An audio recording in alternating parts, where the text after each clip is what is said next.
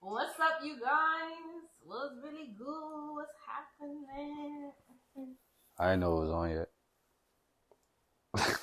You Yep. gotta stay ready to be ready. Yeah. I feel like I'm doing the most right now. Like, oh, this ain't even on. Yeah. It's all right. You guys, we go through so much just to make sure that we're delivering quality content. The least you can do is make sure you like, comment, and subscribe to our YouTube channel and help us grow because By setting up was everything, like mad work. by we, she means her. She does the most. But it come out nice. It comes out nice. You guys get good quality. So win-win. You guys are here to know 11 years later what keeps us together. Like, what is the secret? What is the tea on us staying together? And it's communication. It ain't And it's always what? You gotta reiterate communication. that again. You gotta say we need a moment. It's what? Communication. What? Communication. I thought I said the wrong shit. I was like, ah, damn. Communication. It needs its own, like, you can't be like, let's communicate. You gotta say it, proudly, firmly. Communication is the foundation to any successful long-term marriage, relationship, in life, period. Communication, partnership, whether it's, business owners, communication, Anything. friendship, Yeah. family, relationships. Like, the key to a successful relationship in anything you do is communication. Yep. So let's speak a little bit more on that. Like, what is your input when it comes to our communication? I think it's grown a lot since we first started. Like we said in previous videos, uh, the communication in our homes were broken, but they were broken in different ways. Her family didn't really talk. Mine's talked, but not in the right manner. So like completely opposite homes, but still broken communication. Right. So That's one thing they had in common for sure. It's a great segue to bring it even further back to before we even met. We've said this before in our previous podcast videos, but like, however you grew up does affect you in some way. You either choose to follow the same method that your parents chose to teach you, or you choose to unlearn that and find different ways to better yourself. So like with us, for example, I'm going to speak on, because I like to speak on my behalf. In my family, yeah, there was not a lot of communication, so I didn't have good communication skills. That spilled over into friendships. That spilled over into even at the workplace when I used to work a 9 to 5. It was hard for me to communicate in times of pressure. Like, if I didn't like something, I didn't know how to communicate that effectively without wanting to lash out. So that affected our relationship at some point. And when I was able to go back and realize, oh, this is all from my childhood. So it's like childhood trauma that I have to unlearn to be able to communicate with him better and make sure that this marriage is as good as it can be. And for him, he had to unlearn things too. So like, speak on that. I think that's what you were going to talk about. yeah. For me, it was more so learning how to kind of control my speaking. Um, Growing up, I was quiet, but as an adult, later on, I started talking. I would speak without thinking. So I had to kind of learn to kind of filter my thoughts and gather them, and just talk mindfully. Not because just because you speaking the truth doesn't mean you're communicating it the right way. Or even at the right time. Or at the right time. Yeah, we bumped heads a lot with that. So we've been learning to unlearn a lot in our communication skills and building it up to better ourselves all around, you know, as human beings, friends, partners, etc. Yeah. So there's this book. We're not sponsored by them. We probably should be, but we're gonna mention that book. Greg actually read it during his deployment. In my 2016 deployment. Yeah. And I think it's worth mentioning it in this podcast. We learned each other's love language, but this was before like us discussing this book. Like we it took time, but we've learned how to communicate in each other's language in order for the other person to understand the message that we have. So that's crazy to think, right? Yeah. Like we had to like really we went through it the hard way, and there was a whole book about it this whole time. Yeah. Like I feel like you held out though for mad long, because you never. I mean, I heard you mention it a few times, but you never really like said like, look, this is the book. Like you have to read this here. Mm-hmm. You weren't like assertive with this book, because if I would have read this a long time ago, I think we would have been able to be even better than we are now. Yeah, kind of get a head start on improving. Yeah. So hold out. What about this book? What do you mean? Like what stood out to you the most about it?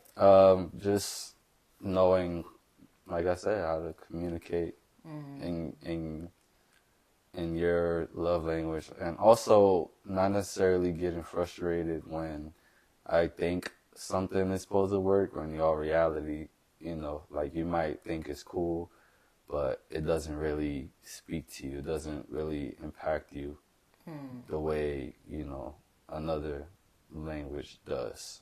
So. Oh, okay. So like if I like I feed you what I think is your love language, but really isn't, trying to understand that and not getting frustrated that I don't know it. Yeah. So like I guess a good question for someone that's watching this would be, how do we know the other person's love language? Like, do we go ahead and just ask the person like, yo, what's your love language? I mean, or that's the first way. I mean, even if you've been with somebody a while, or if you just met somebody, I mean, the first way I'd say is to just ask, like, hey, what is the best way to communicate with you?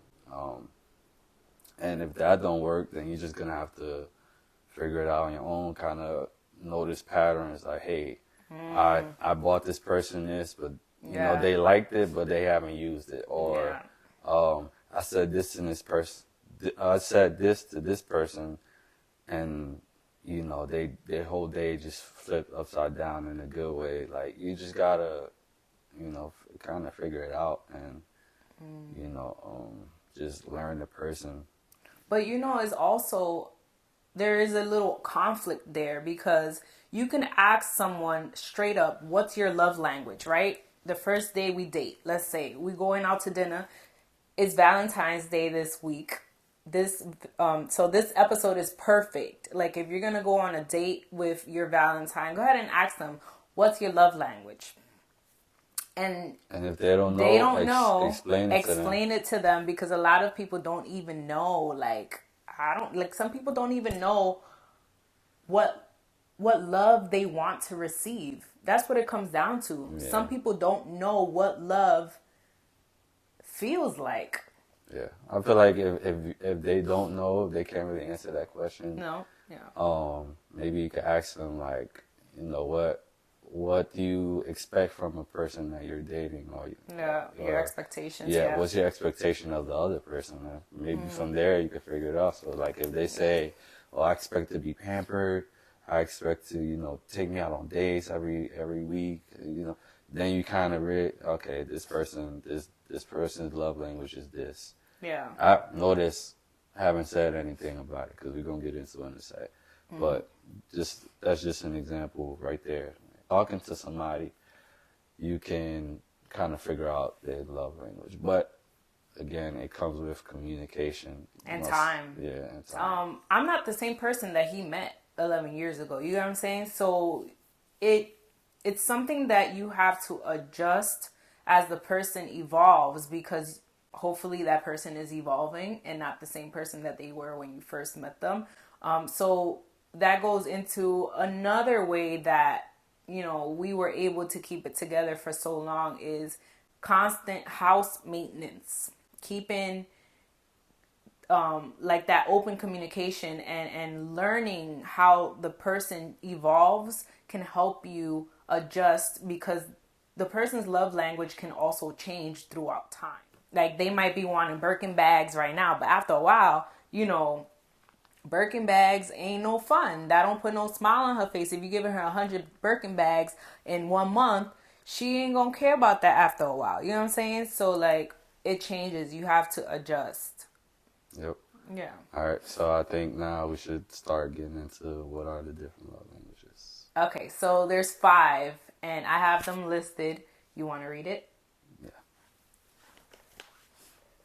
All right. So first one is words of affection. You want to let's just list them all out first, and then we'll break each one down. Words of affection. Words of affection. Quality time. Quality time. Receiving gifts. Receiving gifts. Acts of service. Acts of service. And physical touch. And physical touch. I'm parched. Out of the list of 5, what's your love language? Wait. Can I guess? Yeah. Can I guess? Yeah. Okay. We're gonna take turns guessing what we think the other person's love language is. Hopefully we get this right, or so, you know, like, we got some work to do. Okay, this is the first time we ever, like, do this, so I think your love language is a combination of 2 things. What? I think it's words of affection and physical touch. Nah. Out of the 5? Nah. So what would it be? Words of affection is right. Yeah. Physical touch. Okay, hold on. Physical touch has changed. Like, and I wanted to bring up physical touch because it used to be a big deal in the past. But now it's not so much of a big deal. Now that he got a body, he got packs, he don't want nobody to touch him and shit. Like, he thinks he hot shit now. No. So, like, lately he's been on some, like, stank shit. Like, he don't be wanting me to touch him and stuff. That is not true. I'll be sweaty most of the time. Yeah, so I actually think it's hot, but he don't want me to touch him and stuff. But back then, yo, Greg used to...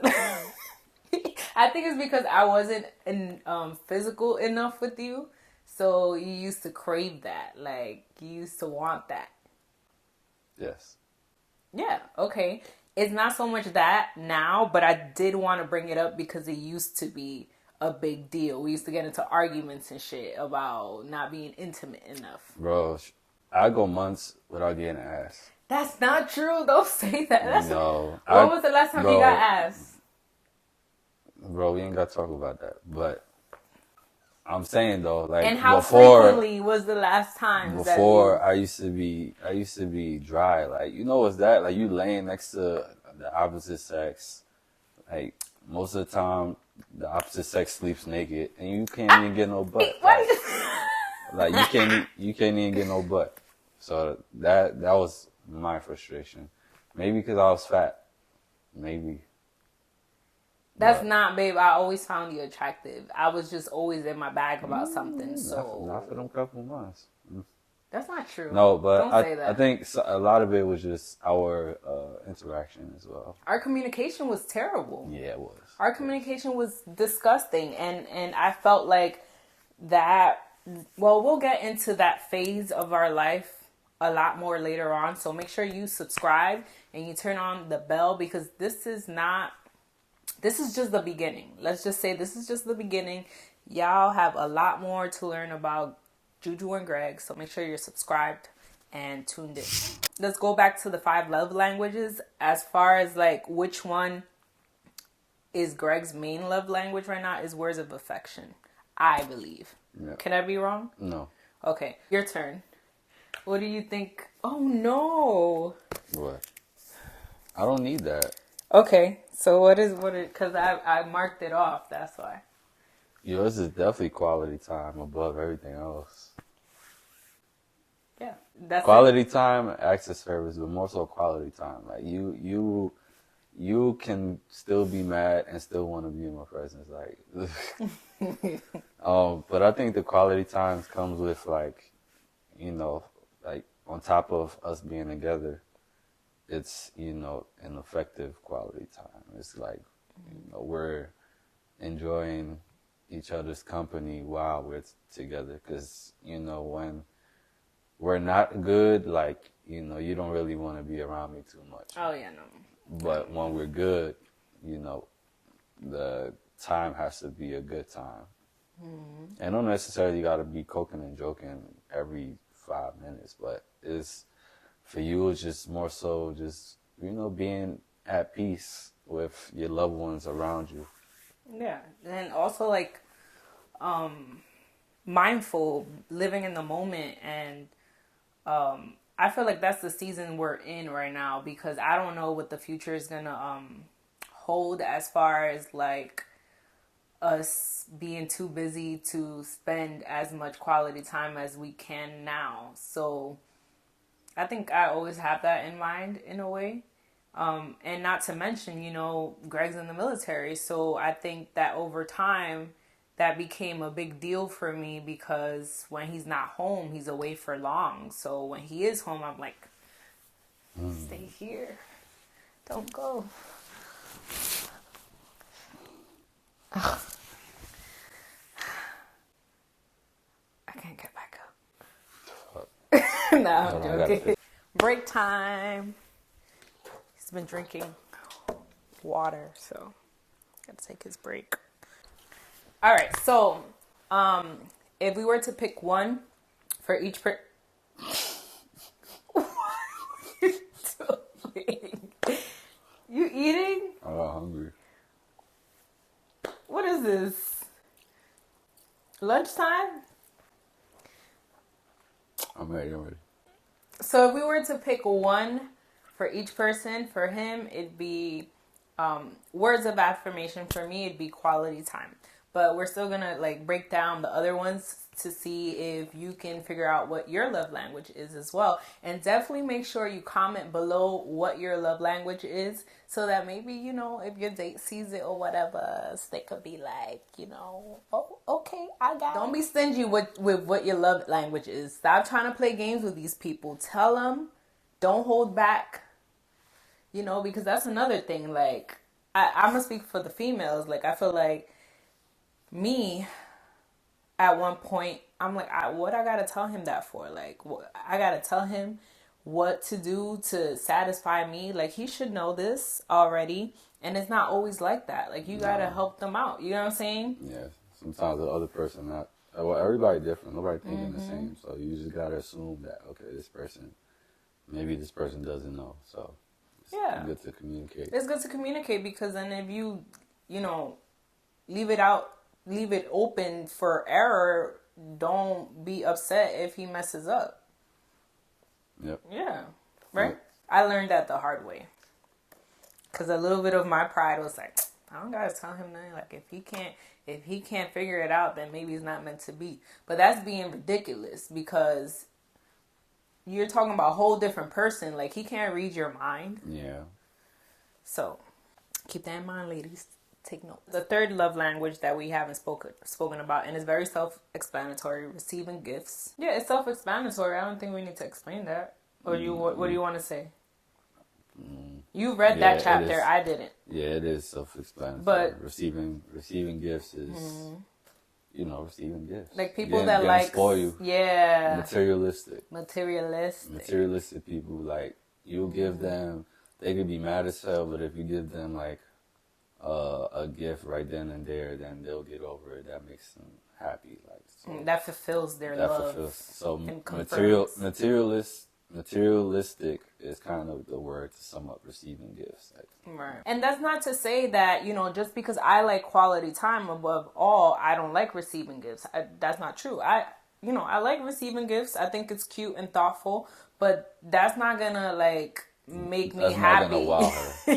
Unless it's like a Ferrari or something like that. But yeah. But even something like that for us, if let's say if I was to gift her a Ferrari, it'd be more so the thought of accomplishing that, getting that Ferrari, that would make her happy over the actual car itself. So yeah.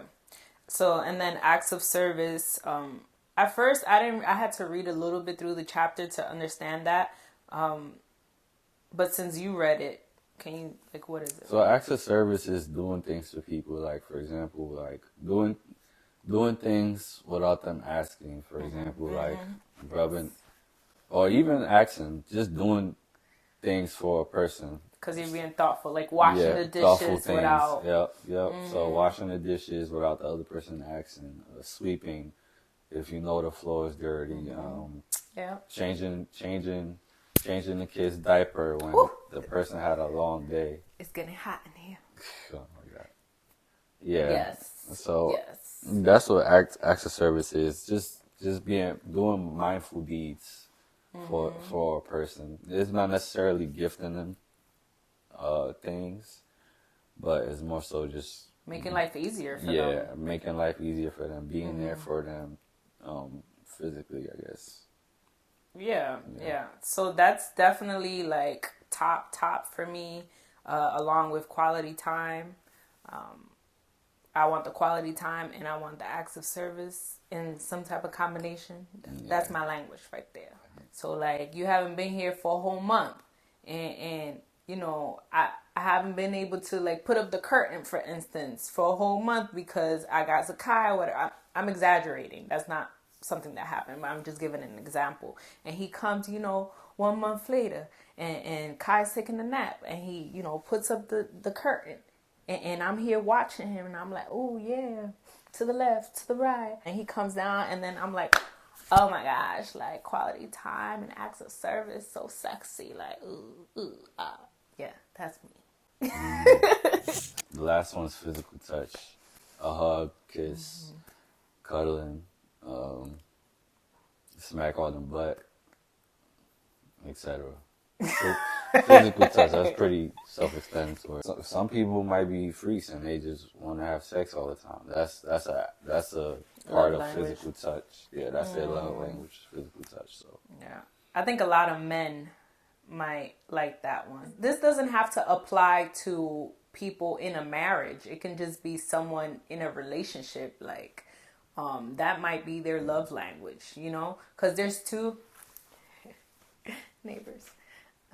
So because there's two different phases, being in love and real love, according to the book. So the in love is the infatuation phase where, we just met, we starting to fall in love, blah, blah, blah, butterflies, fireworks, all of that. And it supposedly only lasts for about 2 years. It can last longer, according to the book. It can last longer if it's a long distance relationship. But oh yeah, once you in the presence of that person, every time I come back from a long underway or from deployments and shit, we always get that little butterflies and shit like that. Yes. Enjoying each other's company, we be on top of each other all the time. But after a week or two, we just we back to normal. Not to say we don't love each other and stuff like that, but it's a honeymoon phase. Yeah. You have to put in the work after a certain period of time because, the book, says it's temporary. It's a temporary thing, but the real love phase is what we, for the most part, have gone through, where we have to put in the work and choose, keyword, choose one another. Choose to do something in that person's best interest, in the best interest of the marriage or relationship. So that is also a very important thing to mention that keeps us together. We choose to love one another on a daily basis. Yeah. Oh. Chill out. So. We choose to love one another because it's not easy, you guys. Like, days I be wanting to strangle this nigga. But I choose not to. You barely have those days. Barely now. Thank God. Jesus. But it's a choice. Why are you crying? I'm not crying. Stop. Yo, she crying every video. Like, Stop. No, because... Let's see. No, because... No, I mean, these are things that we feel and we briefly speak about. But when we actually sit down and speak, face to face in front of this camera and just like really like get down and dirty with our emotions, it's emotional. Yeah. Right? Yeah. I mean, not enough for me to cry, but yeah, I feel you. No, because I'm in. You know what it is also? It's a big deal for me on top of what I just said, because when I hear myself speak out loud, I'm like, yo, like I've come a long fucking way. Like being able to talk about these things in front of you, in front of an audience. I couldn't do that before, so yeah, that's why. But I'm not crying, you guys. We're good. What else? Stop it. Hey. Well, filling up the love tank. It's something that we choose to do. Let's take, for instance, a child. A child needs to be constantly poured into to feel satisfied, that attention, that care, to be okay. And it's the same thing when you get older. In a relationship, you need to feel like the person cares about you to be truly happy and stuff like that. So like that's what filling the love tank is, like emotionally filling up that love tank. Like, you look good today, baby. You look good. You look sexy. And he might not feel himself in that moment, but when you say that, like, you filling up his love tank. Like, look at him. Like, look at it. You see that face? I filled up his love tank, Poop, poop, poop. What's one thing you do to fill up my love tank? Wash the plates. Oh, yes. Change Kai's diaper when he poop. Shower. So that's basically like acts of service in a way. Yeah. But in that person's love language. Yeah. And being here also, like, when I, like, for example, I chose to work out in the morning today so we can do this episode. I feel like that was kind of filling up your love tank because, it was an act of service because I was thoughtful, I feel like, on your feelings, on how you wanted to, do this episode. I know you wanted to do this episode, and I feel like there wouldn't have been a better time to do it other than my gym time. So I sacrificed my sleep to get, to go to the gym so that we can do it here at this time. So, yeah. That's nice. It's all good. So I'll make sure that I'll take care of Kai tonight so that you can get your rest early. Lay down earlier. Start your bedtime routine earlier. Let's sleep. It's great. Why are you staring at me like that? Oh, be open to the other person not choosing to learn your love language. Guess what? That's too bad for them. Like, learn how to move on to someone that's willing to choose you over and over again. Don't think that because we went through our trials and tribulations or whatever, and we're able to work on it, that it applies to every other relationship. Some relationships don't work because the two people don't choose one another over and over again. If that person chooses you and you choose them, it's worth fighting for. Yep. No matter what the distractions may come down the path. Yeah. And guess what? If for any reason in the future our love languages change and we can't choose to love the other person for the way they want to be loved, then like, it is what it is. Yeah. I'm not speaking that to existence, but I'm just being real with you guys. You know, at the end of the day, people change and it might not work out. That's not happening.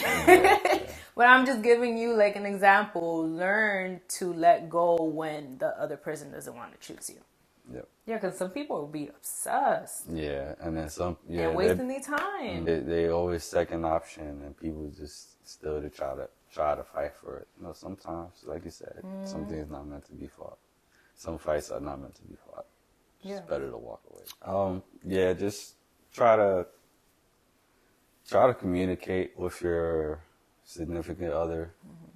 Whether you've been together for a while or you just met, just started talking or anything, just make sure you communicate. Yeah. And, you know, either you can be straightforward, you can say, hey, this is what makes me tick. You know, what I've learned from my life experiences is that, you know, I love to spend time with my significant other, or, you know, I like when they buy me things, or I like to feel like I'm appreciated by, you know, like if I come home tired, you rub my back or something like that. Yeah. So just communicating your likes and dislikes, you know, get straight to the point. You ain't got to sit there and have them try to figure it out. If you can just tell them, like, you know, these are the things that make me tick, blah, blah, blah. Yeah. Or if you don't know what makes you tick or not, you know, be open to them discovering you. Don't be enclosed like, you know, you figure it out. Be like, you know what, I don't know, but, you know, let's figure it out together, you know. Yeah, definitely it's key to want to learn yourself as well and not just leave it up to the other person, because I think everybody should know themselves before. Yeah, what makes yourself happy and stuff like that. Yeah. Don't let the other person determine what makes you happy. You know what I'm saying? Like, the other person can try, and that's great, that's awesome, but don't let that person determine what your happiness is. You need to know and be self-aware of what you want and what you enjoy from other people. I think this episode was amazing. It was. Let us know what's your biggest takeaway in the comment section below. Definitely make sure you continue this conversation on social media. You can use hashtag darezishistory on Instagram. Follow us on that account and follow us on our TikTok account. Everything will be in the description box below. If you want to get a hold of this book, it's going to be on my Amazon storefront and it's going to be linked in the description box. Thank you guys for watching. And the rest is history. You know, you gotta say that again. And the rest is history. What's up? Why are you saying S? It's the res. It's probably my gap. The air is just seeping out my gap. The res is history. The rest is. Oh my God, bro! That's a real thing. I just learned something new. Sorry. Bye. All right, guys. Peace out. Make sure you like, comment, subscribe.